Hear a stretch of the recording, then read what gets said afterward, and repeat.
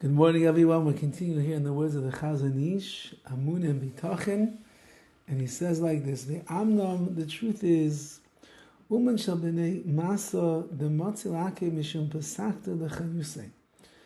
When you have local craftsmen that have the ability to prevent the foreign craftsmen from engaging in competition, because they have a claim of that you are disrupting my livelihood.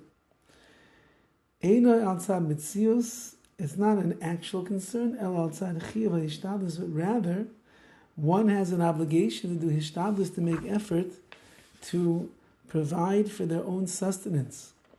Shekol mizanosav shel adam kitzuvim lo mirosh Hashana v'ad Yom Kippur. Since we know, like the Gemara tells us, all of the mizonos, the sustenance of a person, is a portion to him between Rosh Hashana and Yom Kippur. Which means for us, right now during this time, HaKadosh Baruch Hu is deciding what our livelihood is going to look like for the up and coming year. And the truth is, whatever HaKadosh Baruch Hu decides to apportion to me, it's not going to be reduced, even if another craftsman or the like comes from a different town and tries to do my business. And so too, if no one's here besides me, I'm the only outfit in town, so it's also not going to increase my profits either. However, if he wants to prevent the newcomer from coming, he has an obligation to engage in hishtadlus, in effort from his own self. And also, he has an obligation to distance himself, having distanced his friend from causing damage.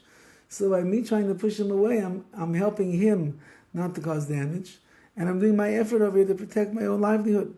And if the halacha would determine that he's not allowed to stop the newcomer, then there would be no obligation to engage in any effort.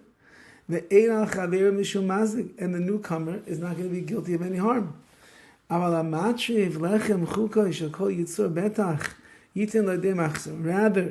even though that there is new competition over here, HaKadosh Baruch Hu supplies the exact food allotment for every creature, and he's certainly going to give this person whatever he's lacking. And by pursuing these imagined causes of income, because of one's heart exploring such things, and the eyes straying, Havil, all of that is, Hevel is all futile, says the Chazon Ish.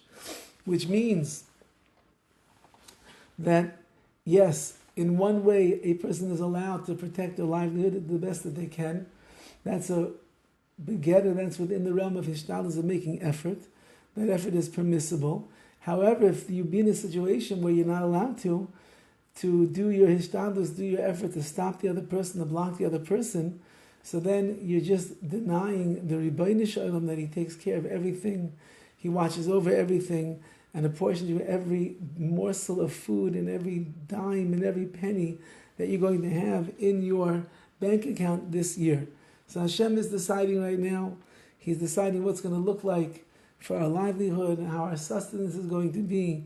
If we're going to make money, we're going to lose money, Khalida, we're going to make a lot of money, only a little bit of money. So all of that is being decided right now, and the more that we will comply in the world of Emunah and Bitachen and Hashem, Be'ez Hashem, the greater is going to be the bounty that Hashem will shower us with. Have a wonderful day.